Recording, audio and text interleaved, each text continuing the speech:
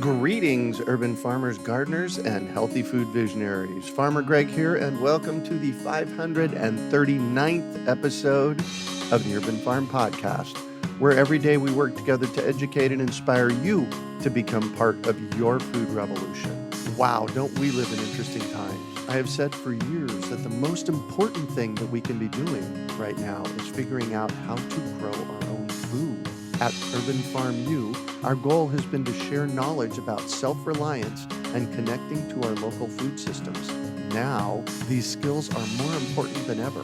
When this all went down a couple of weeks ago, our team got together and asked the question, what can we do?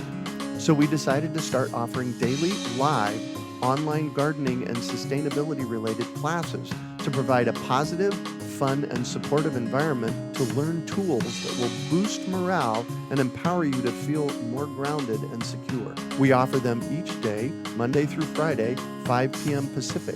Don't worry if you can't make the class live. You can listen to the recordings as we will send you emails with daily class links. Join us at iwanttogarden.com and let's get out and garden together.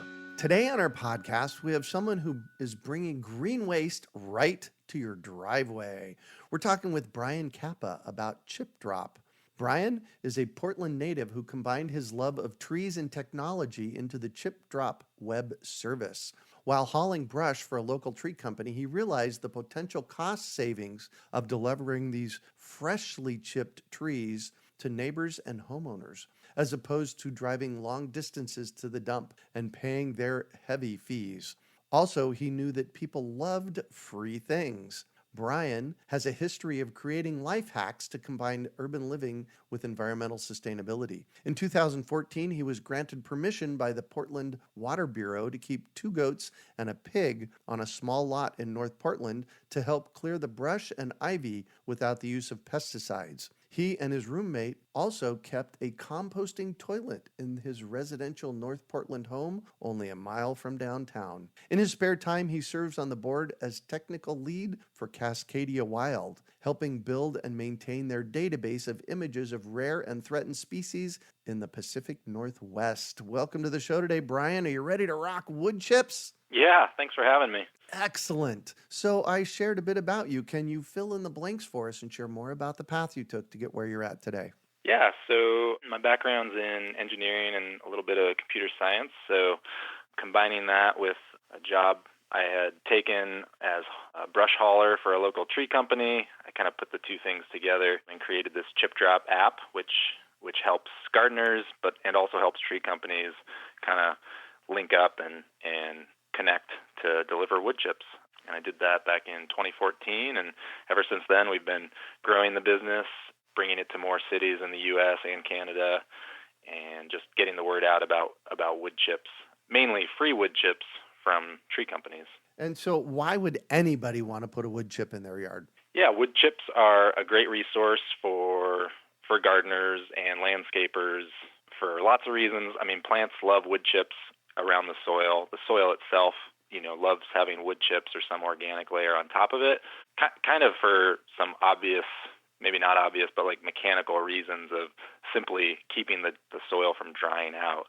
So wood chips, a thick layer of wood chips, organic wood chips, natural wood chips from like a tree company or freshly chipped mulch, as opposed to wood chips that you might buy or mulch that you might buy in the store. Those two things can be very different. But talking about fresh wood chips, organic mulch that's breaking down, that type of material will just hold moisture in the soil. The thicker, the better. You pile it up on top of just dry, bare earth, and that water will start to seep into the lower layers of the soil. And then with that water, now all of a sudden worms can get in there, insects can get in there.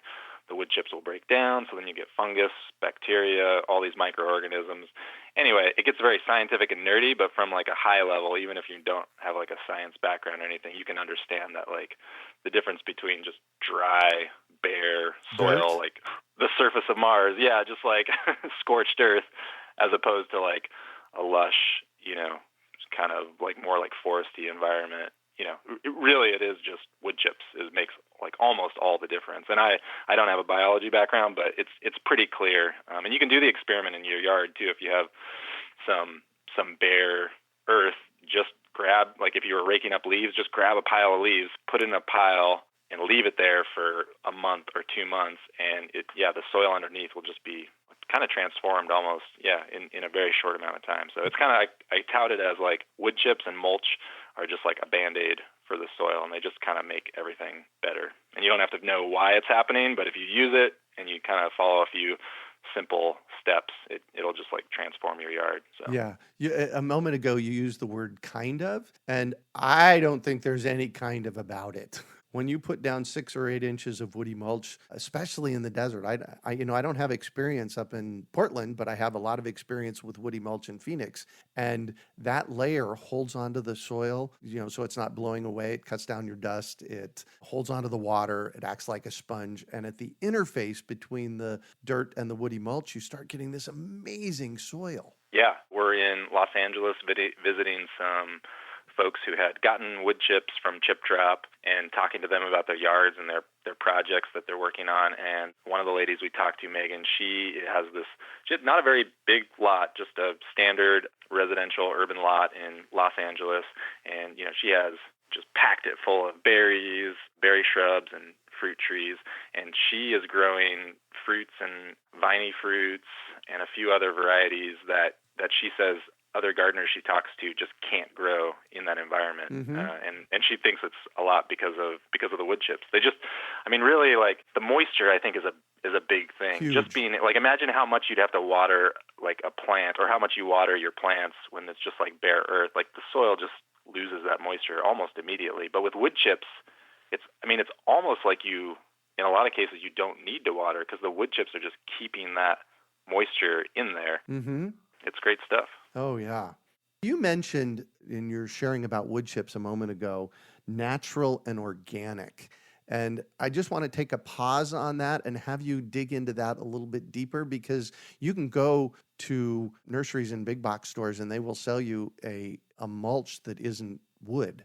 So many things can be a mulch. So that's why there's like rubber mulch. It's like rubber. Well, rubber isn't organic. It doesn't break down, but you can use it as a mulch, basically just a layer on top of the soil. So mulch is kind of a more generic term. But yes, and there are many different types of mulch. And they all do many different types of things. I kind of break it down, at least for our users, for the ChipDrop users, of are you doing this for an aesthetic purpose? Like, are you just creating like a visually aesthetic? Is that really your primary goal? Or are you trying to like grow plants or, support the plants that you have in your yard, which everyone has some plants in their yard, so most people want those plants to be healthy. But that's kind of how I break it down. And so people who are just looking for an aesthetic mulch, I might refer them to maybe dyed mulches or even rubber mulch sometimes. It could make sense. And you just caveating that with the fact that, it's not going to help your soil as much or even at all in the case of rubber mulch. But if that's what you want, then that's what you want. And it's important that, folks get what they want. But folks who are concerned more on gardening, the plants, the soil, just kind of understand a little bit like, okay, these are living organisms in my yard. I want to make sure that I have a good environment for them. Then I always refer them to not store-bought mulches, or at least not bagged mulches. But, you can also go to a lot of recycle facilities where they're composting. And a lot of that stuff is kind of the same stuff. It's just broken down. I would recommend to folks, if you are going to buy from like a facility that sells, yards of mulch, just don't get dyed mulches. The term organic kind of gets thrown around as a buzzword. I don't know if that's as important or not. If you did buy certified organic mulch, that'd be great. You're probably going to spend a lot for it. The main thing, though, is that dyes aren't added, that it's not really treated. What you want is just like as natural of like whatever leaf, wood, plant material that was broken down, just in its most natural, as raw as possible, essentially, like as little processing as possible. Even to the extent of like, well, again, depending on if you're using a mulch or like a compost, and that gets a little more nerdy scientific. But if you're looking for a mulch, like a top layer on top of your soil, you almost don't even want it like broken down into too small pieces, like because some of the larger pieces, and this gets back to like aesthetic mulching versus garden mulching. Mm-hmm. And for the purposes of like soil and plants and garden and the health of your yard, you really want like all these different size really sticks. Like a lot of people are like, I have sticks in my mulch. It's like, yeah, well, these larger pieces and these smaller pieces, they kind of create these little pockets, and that's all that like kind of mass, almost like a nest, is kind of what creates that area where the bugs and the bacteria and the microorganisms kind of thrive. And anyway, that's what creates the good stuff for your soil. So that's the end message I'm trying to relay there, is just as raw as possible is really the most important thing. One of the things I noticed with wood chips straight from somebody that's shipping is that there's some greens in there and there's some browns. So it actually starts the composting process right there in your driveway, which is a really good thing. Yeah, the green leaves are great. And again, a lot of the confusion about the ChipDrop service, a lot of questions we have to answer are, why are there leaves in my wood chips? It's like, well, two reasons. One, it's good for your plants. It's good for the soil. It actually makes a great mulch to have leaves in there. Two, if you're worried about aesthetics or anything like that, a lot of folks are like, I just raked up my leaves. I don't want more leaves in my yard. And Right. that totally makes sense. But what I try to tell people is like, look, spread it out in your yard. It looks big and fluffy and all kinds of different colors. It kind of looks, for a lot of wood chip piles that get delivered, look a little bit, ugly, maybe for lack of a better word, when they get delivered. And so people are scared. They're like, I don't want to put this, garbage is another term I hear a lot of. I don't want to put this garbage in my yard. And what I tell people is like, look, people are using this. It's not a scam. It's not garbage. Spread it out in your yard in the areas you want to mulch. Lay it on thick. You have a lot of wood chips there. When you get wood chips from a tree company through ChipDrop, you get, upwards of 20 yards sometimes. And that scares a lot of people. They don't want to do all that work. But I just say, spread it out, lay it on thick, 12 inches, 18 inches, just lay it on thick. It's this big poofy mass that you're kind of laying on your yard. After about a month, it'll be half the size it was when you laid it down. That is the case. All the sticks and twigs that were sticking up before that you were like tripping on, those will all flatten out. So it'll become like more flat, more like you're used to seeing. And if you have any sun exposure at all, that sun will bleach all of those sticks and twigs. They'll all become the same color. The green leaves will turn brown. So it'll kind of turn in the thing that you were expecting it to become more and become more aesthetically pleasing. So yeah, with regards to leaves and all that stuff, it doesn't look like it at first when you get it, but it's okay because when you lay it down, it will transform and become more aesthetically pleasing. Yeah. And one of the distinctions that I want to make today is that woody mulch goes on top. You don't ever want to put woody mulch in your growing garden beds. If you put it in the garden beds, it goes on the top layer. It doesn't go in the soil. What are your thoughts on that? Yeah, that's a really great point. There's a lot of misconceptions about mulching, and so I always try to like just really try to correct some of those misconceptions. And so one of the misconceptions we get is that, such and such type of wood chip, or maybe pine is a big one. Like, I can't use pine wood chips in my yard for a mulch.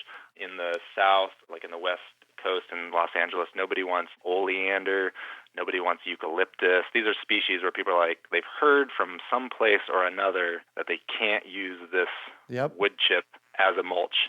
And I think what that gets to is like what you said. If you mix any wood chips into your soil, you're kind of doing something different. Basically, you don't want any decomposing wood or organic material in the soil next to the roots of your plants because, you're creating this barrier. So you want to keep it on top. And if you do that and you do it correctly, you can use any wood chips in your soil. Right. There's a lot of scientific papers and research about what wood chips do in the soil. Like, do they consume all the nitrogen? Do they leach? Do they change the pH, aggressively? Like pine needles are a big one. Are they going to change the pH and kill my plants? Yeah. Are they going to leach other chemicals into the soil? And the answer is, if you do it right, most studies show no. 99.9% of any type of species of tree is a fine mulch. Eucalyptus, oleander, you can use it all. Just don't mix it into the soil. Keep it on top, and you should be fine. Now, there are other folks, and probably many folks who listen to your podcast, who are like growing ornamental roses and they're measuring the pH of their soil. I'm definitely not speaking to those people because if you are doing those things and you are measuring the pH and you're really trying to like maximize basically if you're a gardening nerd, which, show of hands, some of us are, that's totally fine. And in your case, maybe you want to be more specific. I'm speaking more to basically everybody else who can garden and should know that gardening doesn't need to be that complicated. So right. Yeah. Well, and what I've found is that adding woody mulch, adding organic matter to the soil, it kind of normalizes the pH. It normalizes your gardens. It makes them better to grow in. Yeah, for sure, adding any woody or organic material as a mulch will more than likely improve whatever you had going on there before. So, yeah, again, when you start getting to the minutia of like, oh, I need my pH to be just so, that's a different conversation, and that's a different type of gardening. For most people, most of us have a job. We're not spending 5 hours a day in our garden. We have like maybe 30 minutes or an hour a day to spend in our garden. We don't have a lot of time. We just, we want to be able to garden, but also we have these other things we have to do. For those people, it's not that complicated. Just follow a few simple instructions. Even if you don't plan on getting wood chips, we're trying to build the ChipDrop website, and it's chipdrop.com or getchipdrop.com to be a resource for mulching and gardening. So there's a lot of tips how to mulch around trees. If you're sheet mulching, how to do that. So, and we don't make it complicated. We just kind of break it down. Just follow these couple steps, and it's pretty simple. Nice. Add lots and lots and lots and lots of organic matter to your gardens, especially in the desert. So ChipDrop, what is it? ChipDrop is a web service. So it's a website. We don't technically have an app, but the website works just like an app. So you can pull it up on your phone or on your computer, chipdrop.com. You can either sign up as a gardener, someone who wants to get wood chips for your yard or your garden. We have a lot of community gardens that sign up. We have a lot of schools that sign up to get wood chips. And so anybody who wants to get wood chips can sign up there on the website. You create an account, and then you can basically put yourself on a list. You just check a box or submit a request. And when you do that, then all the tree companies who work in your area, all the people who are delivering wood chips, getting rid of wood chips, they'll see your house on the map. And if they happen to be close by, because it's a convenience thing for them, then they will just deliver wood chips to your house where you specified in your profile that you wanted them dropped. So if you have a driveway, you can say, drop them in the driveway. If you don't have a driveway, some cities allow, a certain amount of time to kind of block the right-of-way on the side of the road where like a car would park, so you can have it delivered there. And then, you might show up one day home from work, and there's a pile of wood chips sitting there, and all you had to do is sign up on a website, and it's free. So it's pretty easy process to try to get some wood chips for your yard, with a few caveats and gotchas, which we cover on our website to kind of streamline it and make it all work. One of the things I've noticed with your service, when it first came out, when I first discovered it a couple of years ago, it was taking a very long time to get chips dropped. In fact, that was one of the complaints. And now what I've started hearing in 2019 and 2020, people are waiting hours to days, and they're showing up. How has that progression worked? Yes. So typically it's worked by we've needed people to sign up and essentially wait in order to get the service started and established in a new city. So you might be a gardener thinking, I'll sign up for ChipDrop. You sign up, and then you never hear anything back. And that can be common either because there's no tree companies using ChipDrop in your area, or it could be common because there's thousands of other homeowners signed up and there's just not enough wood chips to go around. We try to inform people of like the level of activity and it's hard to say how long you might have to wait for a delivery. But in general, it is a waiting game. This is one of the caveats of using the service. And we try to just really be transparent about that. Look, we can't guarantee you're going to get wood chips.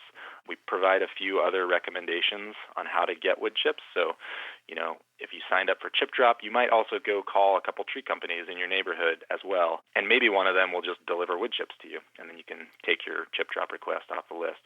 At the end of the day, we just want people to get wood chips, and we want to grow the service. The service is growing, like you said. So in cities where it's kind of slow to get going, year after year, we're finding more people are using it. We're getting more tree companies on board. So in the Phoenix area, I know specifically the service has grown a lot. And so there's more tree companies using it, and then more gardeners signing up. And so that's just kind of growing the service organically. So, nice. Yeah. And how far reaching is it? Like, where are you in the world? So in the U.S. and Canada, we're in most major cities. There's only a couple of cities in the U.S. and Canada where the service just hasn't picked up, just because we haven't got that supply and demand system dialed yet. But for the most part, there's some amount of usership in every major metro region in the U.S. It's more popular and more common in in urban areas because that's where tree companies are more sort of desperate to get rid of their wood chips. It's more expensive for them. In rural areas, it could still work, but tree companies have more options to get rid of their wood chips. And at the end of the day, the only reason why tree companies use the service is because it's convenient or easy. They just want to get rid of their wood chips as quickly as possible. So when it's quite expensive to take wood chips to the dump. Yep, yeah. Fees for the dump for a load of wood chips, a 20-yard load of wood chips, could be as expensive as $300. Sometimes it's free, but even in places where it's free, the crew may have to drive an hour to the dump, and that's easily $300 of lost revenue, lost time for the company. So yeah, it saves tree companies a lot of money, and that's why the service is a paid service for tree companies. So tree companies actually pay to use the service, and it's free for gardeners. And that's kind of why it's free wood chips. That's why we set it up so that homeowners can get free wood chips. Yeah, nice. Well, there's an option for a homeowner to pay the dump fee of $20 to get it dumped in their driveway. And that might motivate the chipping companies to drop in my driveway if I wanted a quicker load, right? Definitely. Yeah, we make that option voluntary. We want people to know, hey, it is free wood chips. You definitely can get free wood chips if you sign up. If you're willing to pay a little bit and make it free for the tree company, which is what we do, basically, if the homeowner or the gardener is willing to pay the $20, then the tree company doesn't have to pay. So you can sort of give an incentive for the tree company to deliver to you. And that actually works really well so in Portland, there's for sure, especially in the spring and summer, far more gardeners who want wood chips than there are wood chips to go around. Right. So I always tell people, like, look, if you're willing to pitch in $20 or $40, we give that back to the tree company as a credit, essentially, and you'll get them sooner. And the nice thing is that's still far cheaper than you would have to pay for those wood chips. So we're still not, I don't feel like we're selling wood chips. We're just saying, look, there's drive time, and then obviously, ChipDrop needs to pay itself and keep the lights on. So if you're just willing to pay that cost, then you can still get wood chips for, a fraction of what you would normally pay. So, oh, yeah. And then just speaking on how to get wood chips quicker or make it easier for the tree companies, there's also an option for you to accept logs, because a lot of times these tree companies are cutting down trees. They chip the smaller branches, but the bigger logs won't go through the chipper. So a lot of times they'll throw, 5, 10 of these logs in the back of the truck. It's a few, it's not a lot, so it's a small fraction of the load. But if you're willing to take those logs and either, use them in your yard, they make great features in gardens and stuff, and they also help the soil. Just setting a log down on the ground where that log touches the ground, it'll start to break down and promote lots of great organisms for the garden. But if you're willing to take those logs, that'll help out the tree companies a lot too and might get you some wood chips quicker. Yeah. Well, and there's something out there called hugelkultur. Basically, how it works is you take these logs and you bury them in dirt. And I've heard about hugelkultur. Yeah, I don't know a lot about it, but I have heard about it. I don't know how it works because that's kind of different than mulch, right? We said don't bury your mulch, and now you're burying wood. But I have heard great things about it. It makes sense. Yes. I just don't know how it works in a garden setting, where you're trying to plant plants as well. But it's a cool project for sure. And there's some science behind it. If you want more information about hugelkultur, just search it on the internet. Yeah. But logs are a good thing. In fact, we're doing a class here at the Urban Farm in a couple of weeks where a gentleman's coming in and going to be talking about mushrooms, and we need logs for mushrooms. That's how you grow mushrooms. You inoculate the mushrooms right in the log, and so that's another thing to do with them. That's very cool. Yeah, and on that same note, you can many folks use ChipDrop to get just logs, and that's another thing you can specify in your profile. On big tree removals, where a company is taking down a big tree, they will load up a trailer with just logs, and just like the wood chips, they need to get rid of it. And we have a wood burning stove at our house, and that's how we get all of our firewood nice. Every year to heat our home is with free ChipDrop load, and it's super great. Now, there's a caveat with that too. You have to have a chainsaw and some splitting mauls ready because you'll have to process all the wood yourself. It's not going to show up pre-split, but it's another cool way to use just a local free resource that literally otherwise would just go to the dump and just sit there. So it's pretty neat. So you got this idea because you were hauling chips, and I happen to believe that this is a revolutionary idea. You have unhinged the dump process where, mostly this stuff goes to a dump and you're getting it into people's gardens. Tell me a little bit. I know you mentioned, in your bio how this started, but I want a little bit more because this is an absolutely brilliant idea. Yeah, I mean, it's not an original idea. There are a couple other tree companies that have essentially tried to do this. And if you go to some tree companies' websites, they might have their own list of people that you can sign up, and essentially you would just be signing up for that one company, which kind of limits you as the gardener because obviously there's less wood chips to go around if it's just one company. So yeah, but basically by creating this master list, it obviously helps out the gardeners, it helps out the tree companies, and kind of puts everyone together. It cuts out the middleman, like you said. We're eliminating the dump where you previously would have to take it. And in some cities, the dump might just mean like literally it'd get buried with garbage and sit in the landfill. In other towns, like in Portland, we have green waste facilities, so the tree companies don't throw the green waste in the dump. It goes to a facility where it gets mulched and broken down, and then they either sell that or give it away for free. But again, that's kind of an inefficient process because the wood chips are making 2 trips as opposed to just one. So ChipDrop does definitely make it more efficient. It works great in neighborhoods where folks have driveways because then the trucks can back into the driveway and drop the wood chips. In really dense cities, metro regions, it's a little trickier because roads are narrower, lots are smaller, but it does still work. We're working on a feature which we're going to be rolling out this spring called the ChipDrop network. And what we want to do is basically accommodate all the people who want to use ChipDrop and use wood chips in their yard, but just don't have a space to get 20 yards of wood chips delivered onto their property while they're at work without any advance notice. Right. So that's a tricky thing for a lot of people to sign up for, and I totally understand. But a lot of people can't use the service because of that. So we're trying to create this ChipDrop network to basically put people in touch with each other, basically like, okay, 10 neighbors all want wood chips. Maybe 3 of those people can actually get a delivery, and then the rest of the people can, pool together and come pick it up from them or something. So we're building that into the ChipDrop service, and that should be available sometime this spring. Nice. Yeah, that's one of the complaints I get about ChipDrop. It's like, I can't take 20 yards. Yeah, and it's most people are surprised. 20 yards sounds like a lot. It looks like a lot when it's sitting in your driveway. But just this example, like I mentioned the other week, we were at Megan's house. She is probably less than 5,000 square foot lot, maybe 4,000 square foot lot.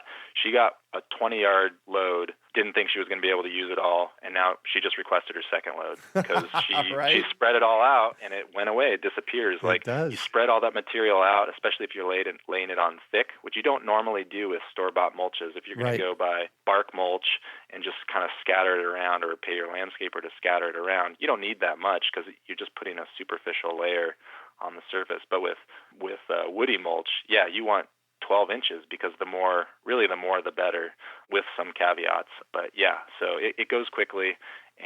But even if you can use 20 yards, maybe you just don't have a driveway, or maybe the tree company just can't deliver it to you. So we want to be able to let neighbors kind of work together to try to get wood chips to more people. Nice. The last load I got of wood chips, I got about 20 yards in my driveway, and I used about half of it, and then I just posted the rest of it on Facebook, and people came down and shoveled up. Yeah, you can post it on Facebook, Craigslist, Nextdoor, whatever you're comfortable with. Yeah. And most people can get rid of any excess mulch pretty quickly.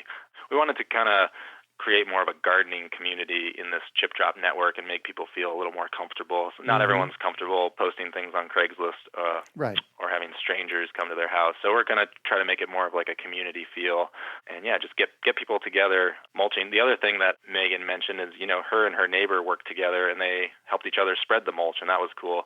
The other thing is not everyone has like a wheelbarrow. So, neighbors can work together to share simple tools. One little known fact that a lot of people don't know is the pitchfork is the best tool for moving wood chips. It is great. Yep. But not everyone has a pitchfork. Like, who has a pitchfork?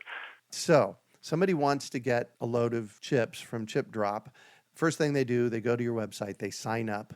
What does the whole process look like? Yeah, so we try to make it as simple as possible. At the end of the day, you're just adding yourself to a list. And so, but you do have to set up a couple things before you can be on that list. So after you create an account, you log into your account on the website, and then we need you to verify your phone number and your physical address where you want the wood chips to be delivered to. That's very important.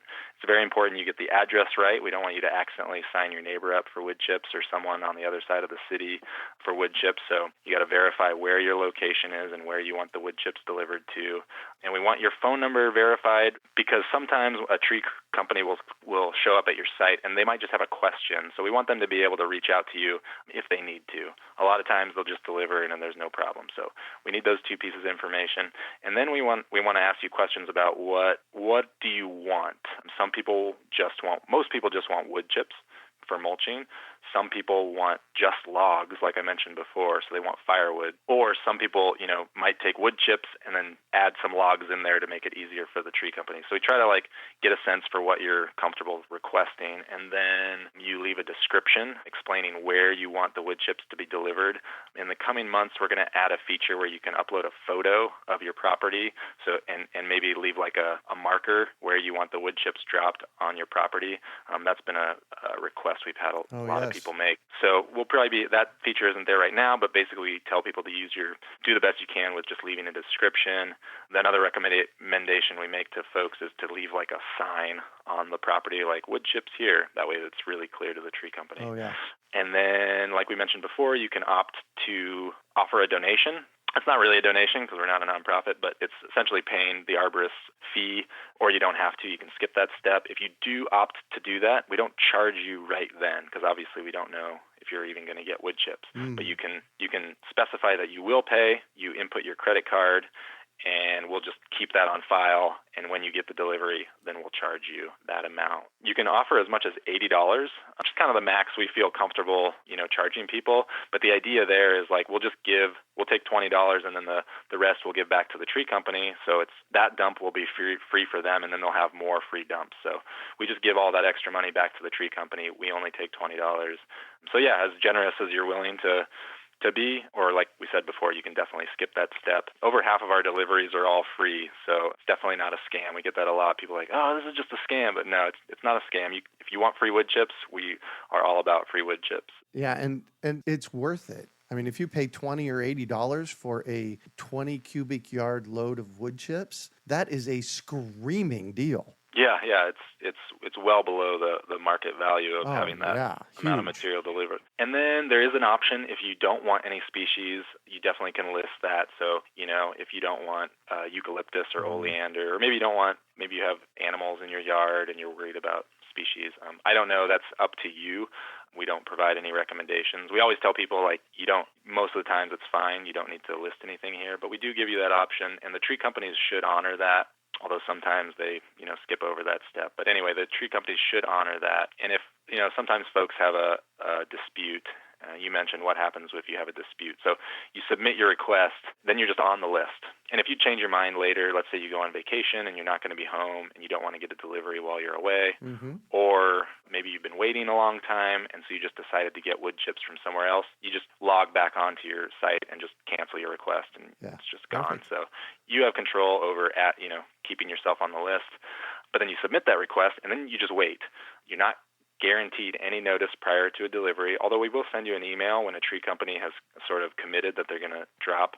That doesn't mean anything about when the delivery is going to happen. It could be 2 days later, or the wood chips could already be at your site. So it's not really advance notice per se, but we do send you an email, and that email has the contact information of the tree company as well.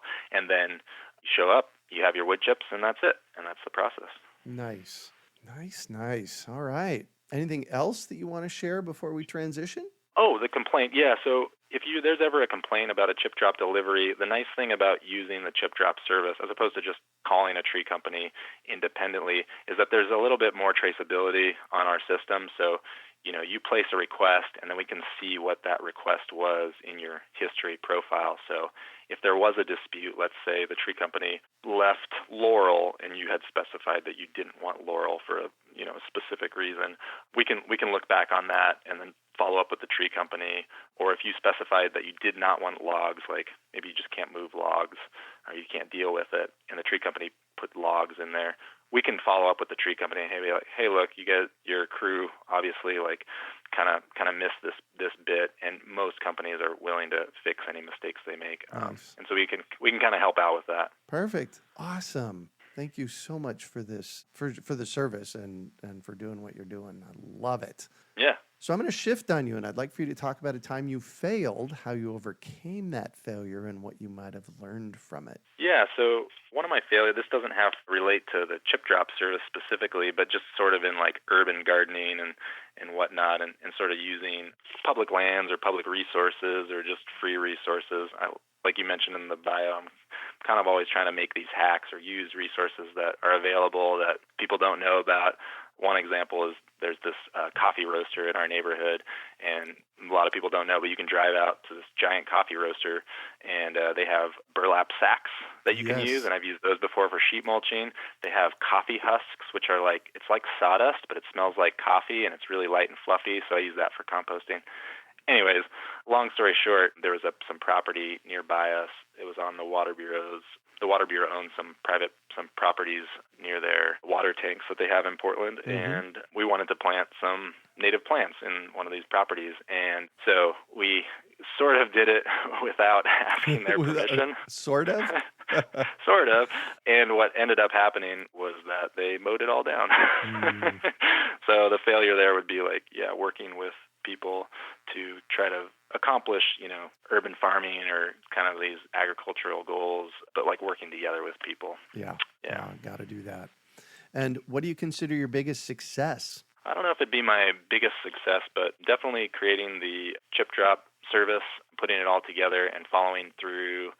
It's taken, 3 to 4 years to really get it established, but growing it outside of just my own city into other cities. Oh, that's huge. That definitely was the biggest challenge, and I think it's been the biggest success for us, for the company, because it benefits everyone almost worldwide. We haven't tapped into overseas, markets, but there's no reason it couldn't work in the UK or in Australia or in New Zealand. So just being able to grow it and communicate and do that type of marketing that we need to do to make it work and to grow it, I think has been, I'd call it a success.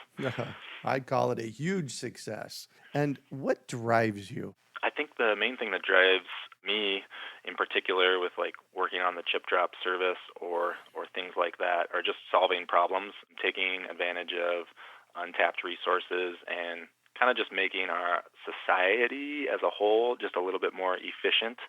There's a lot of waste in society. There's just a lot of things that get kind of overlooked. And so just being able to make things simple and easy and fix problems, that's kind of how my brain works. I just always want to solve these problems and make things simple and easy.